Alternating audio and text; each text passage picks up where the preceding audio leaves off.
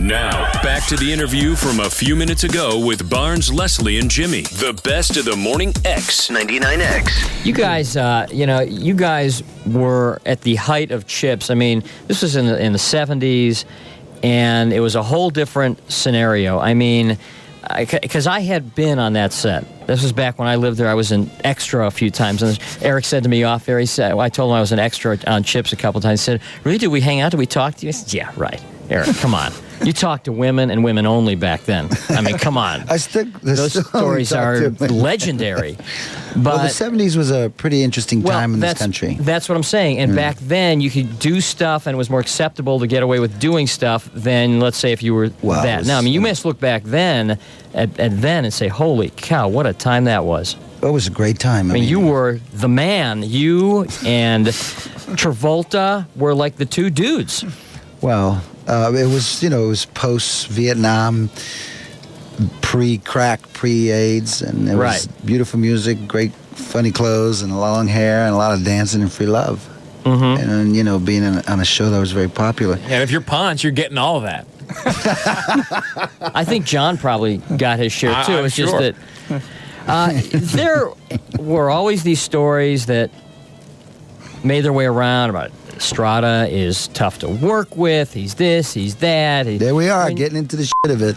All right, well, the question is, when you look back at maybe how you were in the 70s, because we all look back at how we led our lives earlier, do you think to myself, man, I was this or I was that, or I would do this differently or that differently? I mean, you think you've mellowed it all? Do you think I've always been mellow. The only thing is I defend myself, that's all. Mm-hmm. I had acquired 25% of the Chips show, and the rumors came out of mostly that because I took on MGM like no other actor ever did before, who owned a piece of a show. Always ended up on... Actually, I was blacklisted for 8 or 9 years after Chips. Because of that. Is that right? Yeah, because of that. And because of you having a quarter of it? No, because I took them on when they sold for syndication before it became... Before Turner owned it. Golden West Broadcasters owned it, which was Gene Autry. And because they made a purchase of it for a 10-year syndication run at $75 million. And then when I just finished watching the night before, I went in to see David Beagleman at MGM, who was running the studio.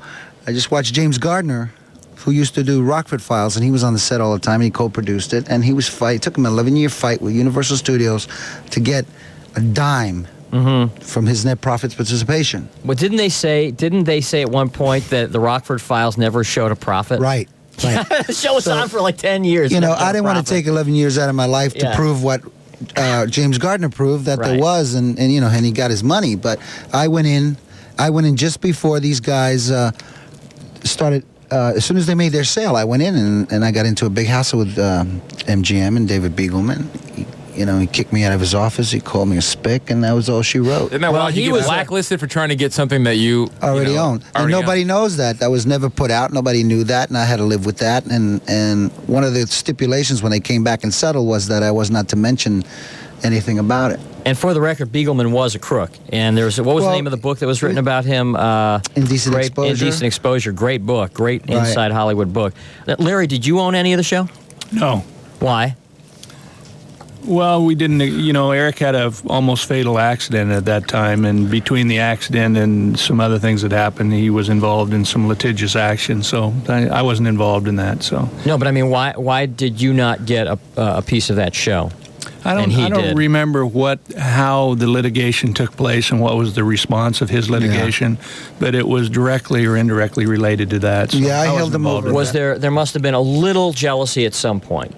Jealousy? Or it must have driven a little, and I'm not trying to get into anything. If I came to work and he owned 25% of the show, I'd tell him to go screw himself. It would be a natural thing if two people who are co-stars of a show and one of them all of a sudden became part owner.